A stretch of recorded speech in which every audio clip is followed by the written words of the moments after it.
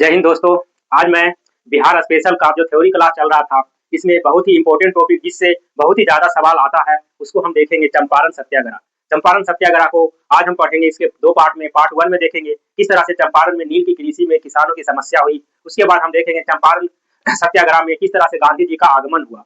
इस तरह से 2 पार्ट में बाँट कर पढ़ेंगे। इसमें देखेंगे जिरात और असामी वारतरा से, जिरात तरा से और असामी वारतरा से किस तरह से खेती कराया जाता था अंग्रेजों के द्वारा। फिर हम देखेंगे राजकुमार शुक्ल ने किस तरह से गांधी जी का स्वागत किया वहाँ पर, और भरत किशोर जो है राजकुमार शुक्ल के जो दोस्त थे भरत किशोर प्रसाद, उसके बारे में भी हम इसमें देखेंगे। इस तरह से चंपारण सत्याग्रह को हम बहुत ही बेहतरीन तरीके से देखते हैं, क्योंकि ये बहुत ही ज्यादा इंपॉर्टेंट टॉपिक है, सारे एग्जाम में जरूर ही आता है। इस तरह से सबसे पहले हम देखते हैं चंपारण में नील की खेती की शुरुआत या कृषि की शुरुआत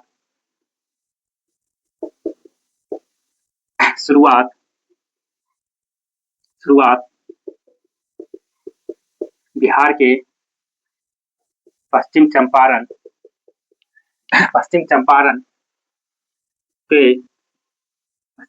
जिले के उत्तरी पिडमाउंट मिट्टी पाई जाती थी। ये जो है पिडमाउंट मिट्टी, ये नगदी फसल नील के उत्पादन के लिए आदर्श मिट्टी थी।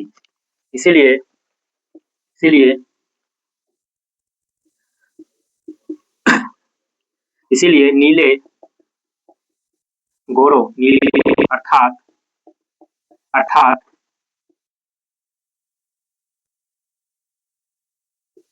कराने वाला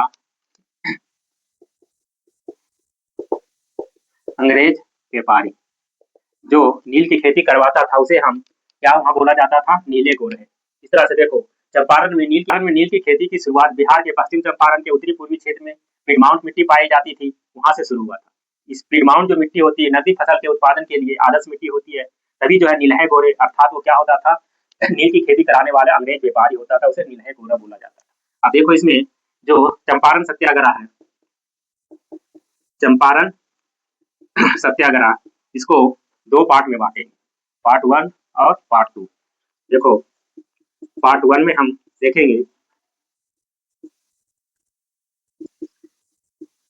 चंपारण में नील की कृषि खेती में किसानों की समस्या। पार्ट 1 में देखेंगे चंपारण में नील की खेती में किसानों की समस्या क्या क्या थी। दूसरा पार्ट में देखेंगे पार्ट 2 में चंपारण में गांधी जी का आगमन। दूसरे में देखेंगे चंपारण में गांधी जी का आगमन। इसी में देखते हैं ये चंपारण में समस्या क्या थी। सर्वप्रथम चंपारण में नील की खेती के लिए, कृषि के लिए पट्टे पर मतलब किराए पे, जैसे भाड़े पर, किराए पर क्या है, पट्टा मतलब किराए पर जमीन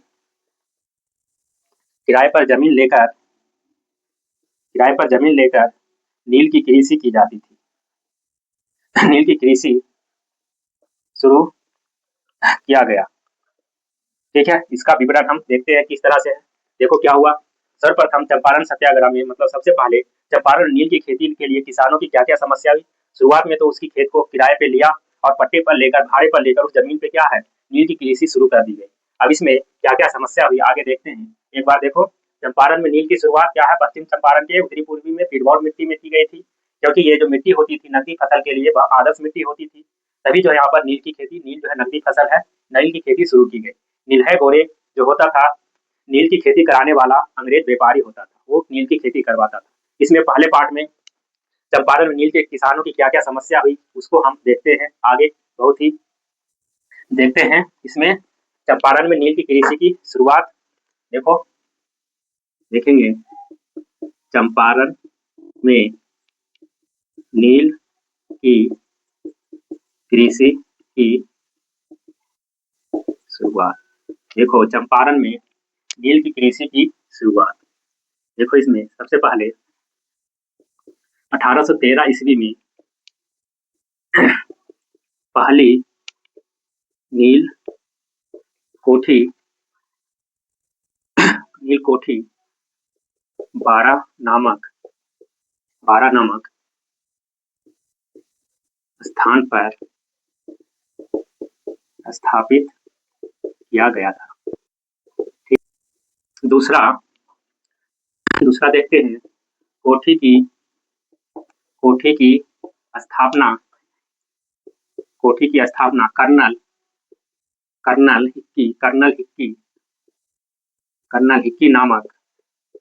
हिक्की नामक व्यापारी ने किया था। कोठी की स्थापना कौन किया था? कर्नल हिक्की नामक व्यापारी ने। 1875 ईस्वी तक बेतिया एवं रामनगर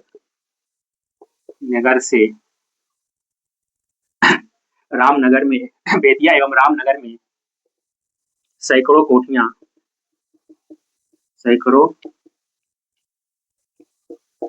कोठियां स्थापित हुई। इस तरह से देखो चंपारण नील कृषि की शुरुआत 1813 ईस्वी में पहली नील कोठी बना बारा नामक, ठीक है, चंपारण में एक बारा जगह है, वहीं पर स्थापित किया गया था। इस कोठी की स्थापना किसने किया था? Colonel Hickey. अंग्रेज कौन था? कर्नल हिक्की नामक व्यापारी ने किया था। तभी जो है 1875 ईस्वी तक यहाँ पर सैकड़ों कोठी बन गई थी। नील के लिए 1875 ईस्वी पर चंपारण में सैकड़ों कोठी की शुरुआत हो चुकी थी। आगे देखते हैं, नील की खेती के कारण धीरे धीरे बेतिया का जो राजा था, बेतिया राज क्या हो गया? कर्ज में डूब गया। जो वहाँ का लोकल राजा था बेतिया राज, वो क्या हो गया? कर्ज में डूब गया और इसका जो है जो कर्ज का भुगतान है, भुगतान किसको भुगतना पड़ा? किसानों को। इसका भुगतान किसानों को भुगतना पड़ा। देखो क्या हुआ, नील की खेती के कारण जो वहाँ का लोकल राजा था बेतिया राज, वो क्या हो गया? कर्ज में डूब गया, क्योंकि जो इस पे बट्टे पे खेती लेता था वो भुगतना देना पड़ता था राजा को। खेती कौन करता था? व्यापारी सस्ते में खरीद कर सामान लेके जाता था, नील यहाँ से लेके चला जाता था। इससे जो है यहाँ खेती करवाने वाले जो होता था उसे घाटा लग जाता था। बेतिया राज क्या हो गया? उसमें चला गया और राजा ने जो है किसानों पे क्या है इसका कर दिया, भुगतने के लिए मजबूर कर दिया। आगे देखते हैं, यहाँ पर जो नीलहे थे, नीलहे भी बताया था क्या होता था? अंग्रेज नीलहे गोरे अब रैयत मतलब किसान होता था। रैयत के खेत में ही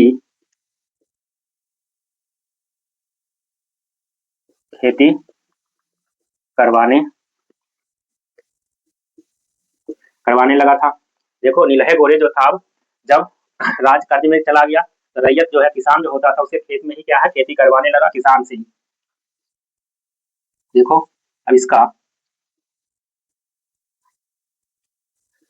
विवरण देखते हैं। विवरण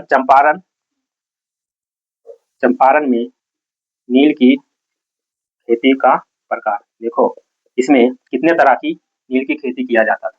तो यहाँ पर जो है 2 तरह का नील का खेती किया जाने लगा। कौन कौन? एक को बोले जाता था, एक को बोलते थे हम जिल, और दूसरे को बोलते थे असामी बार। आगे देखते हैं जिरात और असामी बार क्या होता है। ठीक है, देखो एक बार मेमोरीज करते हैं। चंपारण नील की कृषि की शुरुआत 1813 ईस्वी में पहली नील कोठी बारा नामक स्थान पर स्थापित किया गया था। ठीक है, इस कोठी की स्थापना करना लिप्पी नामक व्यापारी ने किया था। 1875 ईस्वी तक बेतिया एवं रामनगर में सैकड़ों कोठियां स्थापित हो गई। तभी जो है नील की खेती के कारण धीरे धीरे बेतिया राजा कर्ज में डूब गया और इसका भुगतान किसानों को भुगतना पड़ा, जिससे अब नीलहे जो गोरे थे, नीलहे गोरे किसको बोलते थे? जो नील की खेती कराने वाला अंग्रेज व्यापारी होता था। नीलहे गोरे अब रैयत के किसान के खेत में क्या है ही नील की खेती करवाने लगा। और जिसका विवरण चंपारण में नील की खेती का प्रकार इस तरह से, एक होता था जिरात, एक होता था असामी बार। अभी हम दोनों का विवरण देखते हैं, जिरात और असामी बार क्या होता है। 1 मिनट में देखते हैं क्या जिरात और असामी बार क्या होता है। सबसे पहले देखते हैं जिरात। क्या देखते हैं? क्या देखते हैं? जिरात। जिरात क्या होता है? जिरात क्या होता है? देखो जिरात क्या होता था? रैयत स्वयं की खेत में अपने अपने हल बैल की सहायता से, हल बैल की सहायता से नील की खेती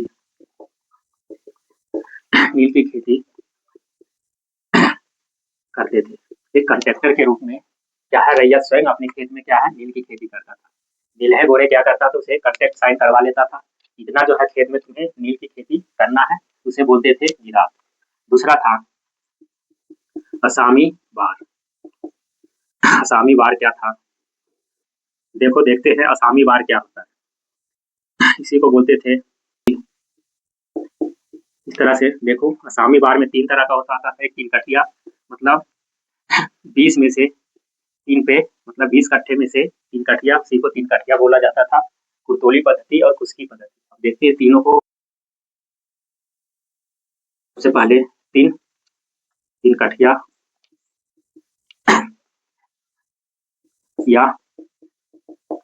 या जो है बिहार के चंपारण में अधिक प्रचलित था। इसके तहत मतलब यही 3/20, मतलब 20 कट्ठे में से 3 कट्ठे में क्या है नील की खेती करना होता था, मतलब यही होता है। ठीक है, अर्थात 20 कट्ठे में 3 कट्ठे पे खेती करना होता था। अब देखते हैं कुर्तोली। कुर्तोली क्या होता है? इसके इसके किसान अपने घर और जमीन को गिरवी क्या रख देते थे? गिरवी। गिरवी मतलब किराए पे गिरवी रख देते थे। रख देते थे और लगान चुकाने के बाद वापस लेते थे। देखो कुर्तोली क्या होता था? किसान अपना जो जमीन है वो क्या लिख देता कर देता था गिरवी पे, उसको अंग्रेज को दे देता था। अंग्रेज उसके नील की खेती करवाता था। जब ये पैसा चुकाता था उसके बाद वो जमीन उसको वापस मिलता था। उसको बोलते थे खुशकी। अब एक है खुशकी। ये क्या होता था? देखो इसके तहत नील की नील की कोठी नील की कोठी से संबंधित नील की खेती खेती देखो नील अर्थात अर्थात इसी को बोलते थे अनुबंध कृषि। अनुबंध कृषि के रूप में खेती होता था। मतलब इसके तहत नील की जो कोठी होता था, नीलहे जो होता था, वो इन पे क्या है एक अनुबंध करवा लेता था। इस तरह से हम क्या है इतने दिनों के लिए ये हम अनुबंध साइन करवा लेता था कागज पे, और उसकी वो खुशकी मतलब वही होता था, उससे संबंधित नील की उस पे खेती करता था। ये जमीन पे वो उस पे साइन करवाता था। आगे इसमें इंपॉर्टेंट पॉइंट देखते हैं जो पेपर में आने वाला है। अब 1 मिनट इसमें देख लेते हैं पेपर में जो आया हुआ सवाल है। देखो क्या पूछा है। नोट देखो, नीलहे गौरों के विरुद्ध पहली बार 1859-60 ईस्वी में 60 ईस्वी में पश्चिम बंगाल के नादिया एवं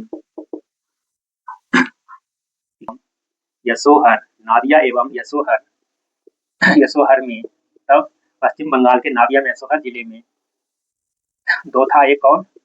विष्णु विश्वास और दूसरा दिगंबर विश्वास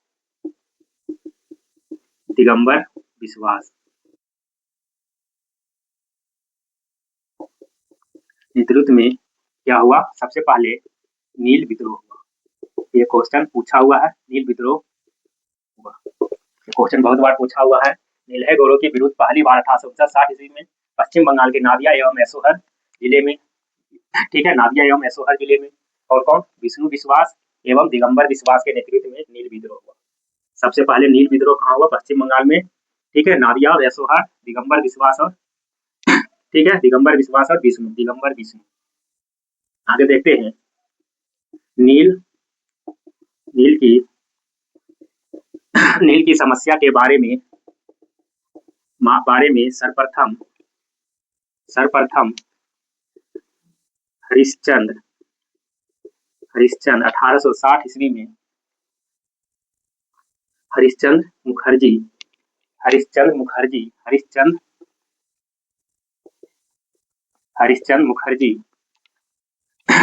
मुखर्जी ने 1860 ईस्वी में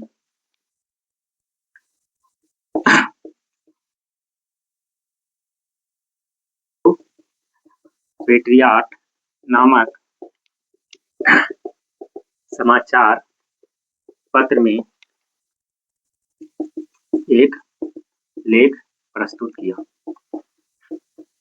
देखो, नील की समस्या के बारे में सर्वप्रथम जो है हरिश्चंद्र मुखर्जी ने, ठीक है, किसने प्रस्तुत किया? हरिश्चंद्र मुखर्जी ने 1860 ईस्वी में। क्या था? पत्र का नाम हिंदू पेट्रियाट नामक एक पत्र था, उसमें एक लेख प्रस्तुत किया। ठीक है, ये भी क्वेश्चन आया हुआ है। आगे देखते हैं। पश्चिम बंगाल के बांग्ला नाटककार दीनबंधु मित्र ने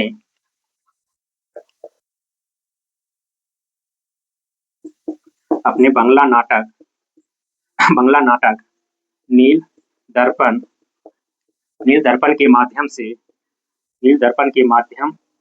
से 1860 ईस्वी में नील समस्या का मंचन किया। मतलब मंच पे लोगों को दिखाया नील दर्पण के बारे में। मतलब नील की जो समस्या थी, दीनबंधु मित्र का नाटक था नील दर्पण, ठीक है। आगे देखते हैं। नील दर्पण का अंग्रेजी अनुवाद 1861 ईस्वी में 1861 ईस्वी में मधुसूदन, ठीक है, मधुसूदन दत्त ने किया। मतलब नील दर्पण का जो समाचार पत्र था हिंदी में था, इसका अंग्रेजी अनुवाद 1861 ईस्वी में मधुसूदन दत्त ने किया। आगे चंपारण में सर्वप्रथम 1867 ईस्वी में जेकोबियन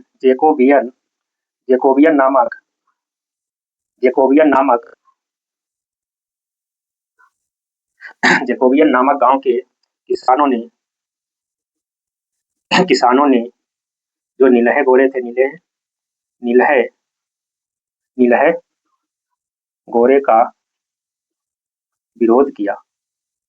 इस तरह से देखो, बहुत ही इम्पोर्टेंट इसमें से बहुत ही ज़्यादा ये पूछता है, बहुत ही इम्पोर्टेंट है। अगर पूरा नहीं भी देख पाए, अगर इतना भी देख लिए तो पेपर का सारा सवाल बन जाएगा। देखो, नीलहे घोड़े की विरुद्ध पहली बार 1859-60 ईस्वी में पश्चिम बंगाल के नादिया एवं मैसूर में विष्णु विश्वास एवं दिगंबर विश्वास के नेतृत्व में नील विद्रोह हुआ।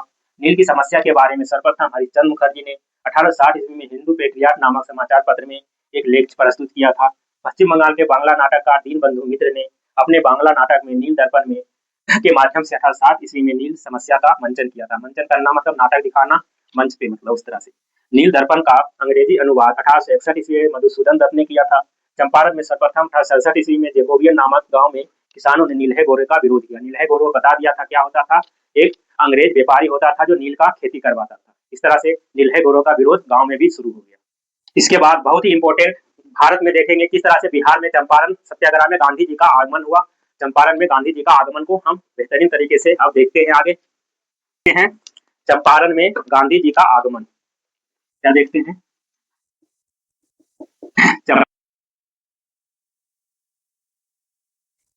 जी का आगमन। अब क्या है, चंपारण में गांधी जी चंपारण चंपारण में नील की समस्या से ग्रसित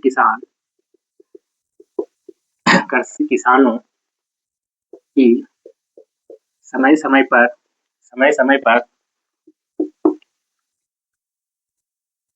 समय समय पर विरोध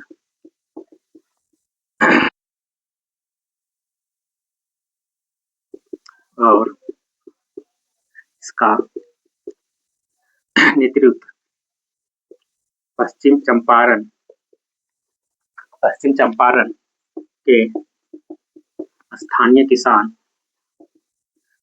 किसान नेता राजकुमार शुक्ल द्वारा किया जाता था। देखो, चंपारण में नील की समस्या से ग्रसित किसान समय समय पर क्या है, नील विरोध में, अंग्रेजों के विरोध में, नील के विरोध में प्रदर्शन करते रहते थे। तभी जब पश्चिम चंपारण के स्थानीय किसान नेता राजकुमार शुक्ल इसका क्या है, नेतृत्व करता था। देखते हैं राजकुमार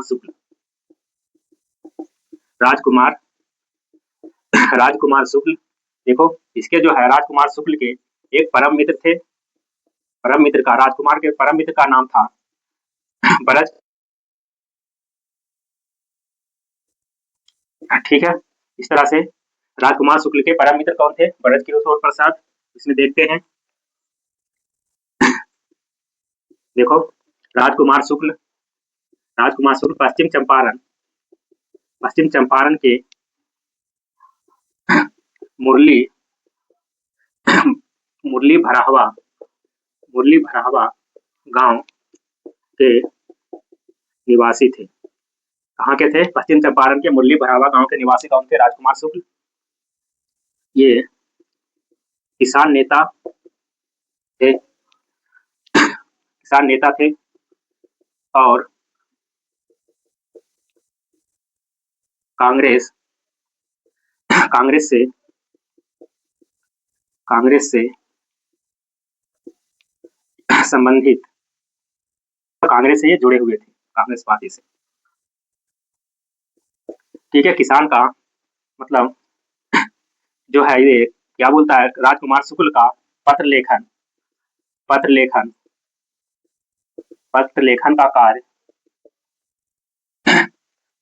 का कार्य पीर मोहम्मद मुनीस करते थे। इसका जो है राजकुमार शुक्ल का क्या है, पत्र लिखना नहीं आता था, लेकिन पत्र लेखन का कार्य कौन करते थे, पीर मोहम्मद मुनीस। इस तरह से इसमें देखो देखते हैं, राजकुमार शुक्ल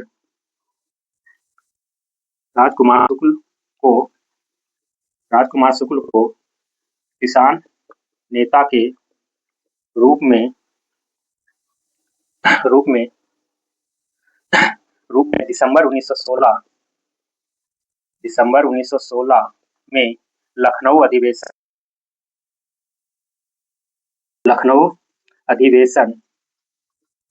अधिवेशन में लखनऊ अधिवेशन में क्या मिला इन्हें? पद आमंत्रण मिला। लखनऊ अधिवेशन में आमंत्रित किया गया और इनके साथ ब्रज किशोर प्रसाद के साथ अधिवेशन में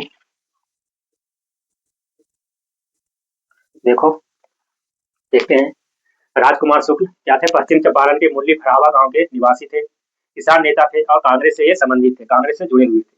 पत्र लेखन का जो है राजकुमार शुक्ल के पत्र लेखन का कार्य पीर मोहम्मद मुनीस करते थे। तभी जो है इसके एक परम मित्र थे ब्रज किशोर प्रसाद। इनके मदद से राजकुमार शुक्ल को किसान नेता के रूप में दिसंबर 1916 में लखनऊ अधिवेशन जो कांग्रेस का लखनऊ अधिवेशन था उसमें इन्हें निमंत्रण मिला और ब्रज किशोर प्रसाद के साथ ये अधिवेशन में भाग लिए।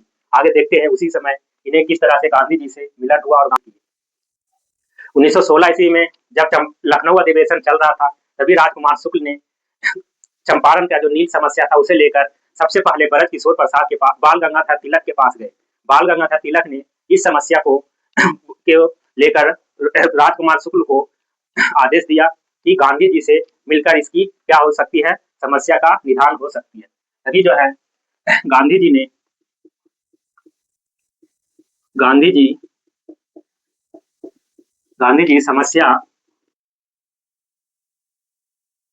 समस्या को जानने के लिए गांधी समस्या को जानने के लिए 1917 के प्रारंभ में चंपारण आने का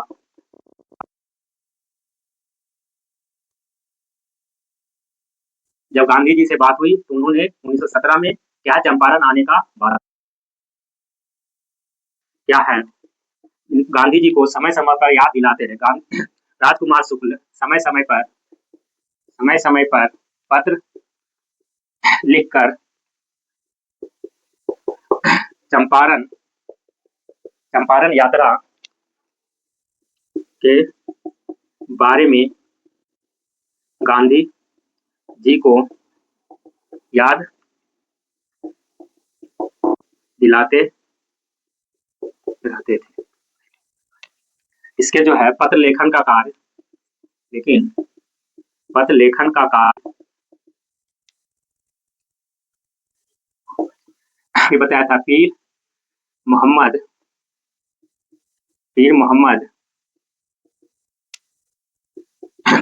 मुनीस करते थे।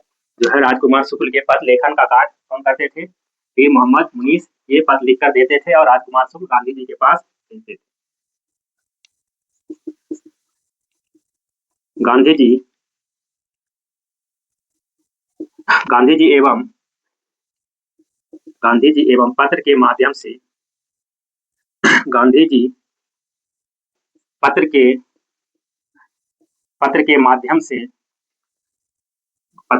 से अप्रैल 1917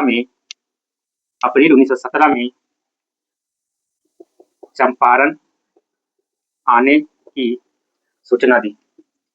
क्या करी? सूचना दी गई। मतलब गांधी जी ने पत्र के माध्यम से क्या है अप्रैल 1917 में चंपारण आने की सूचना दी। अब देखते हैं इसका विवरण कैसे विवरण देखते हैं इसका विवरण। सबसे पहले गांधी जी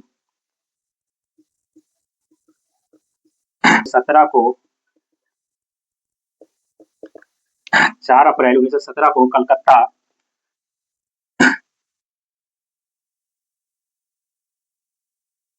4 अप्रैल 1917 को गांधी जी कहाँ है? कलकत्ता पहुंचे। ठीक है, 4 अप्रैल 1917 को गांधी जी कलकत्ता पहुंचे। अगला देखते हैं 10 अप्रैल 1917 को राजकुमार शुक्ल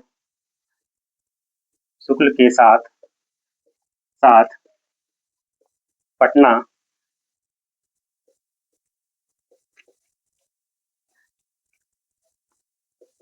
इस तरह से गांधी जी 4 अप्रैल को कलकत्ता और 10 अप्रैल को कहाँ पहुंचे? बिहार।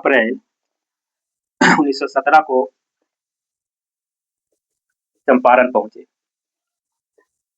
ठीक है, चंपारण में कहाँ पर? मोतिहारी। ठीक है, इस तरह से 15 अप्रैल 1917 को गांधी जी कहाँ पहुंचे? चंपारण, मोतिहारी। आगे देखते हैं, 16 अप्रैल 1917 ईस्वी को गांधी जी क्या है? एसडीएम से मिले और आगे मोतिहारी के एसडीएम से मिले। उसके बाद 17 अप्रैल 1917 ईस्वी को गांधी जी धारा 144 तोड़ते हुए 18 अप्रैल 1917 को मोतिहारी कोर्ट पहुंच गए। इस तरह से 18 अप्रैल 1917 ईस्वी को गांधी जी कहाँ पहुंच गए? मोतिहारी कोर्ट, क्योंकि गांधी जी के आगमन की सूचना को देखते हुए अंग्रेजों ने वहां पर धारा 144 लगा दिया था, लेकिन गांधी जी इस धारा को तोड़ते हुए 18 अप्रैल 1917 ईस्वी को मोतिहारी कोर्ट पहुंच गए। 1917 को धारा 144 तोड़ने के विरोध में गांधी जी को गिरफ्तार कर लिया गया, लेकिन फिर 17 ईस्वी को गांधी जी को छोड़ दिया गया और बिना शर्त का छोड़ दिया गया और गांधी जी पर 100 रुपये का जुर्माना लगाया गया था, लेकिन गांधी जी ने ये 100 रुपया भी देने से मना कर दिए। लेकिन जब इन्हें 22 अप्रैल 1917 ईस्वी को क्या किया गया? गांधी जी पहली बार बेतिया पहुंचे तो किसानों की समस्या को जाना, बेतिया में किसानों की समस्या को जाना और वहां पर पहुंचकर इससे क्या किया? किसानों को अपने जो समस्या थी वो अंग्रेजों को बताया। फिर आगे देखते हैं इसमें इंपॉर्टेंट पॉइंट जो पेपर में क्या-क्या आता है।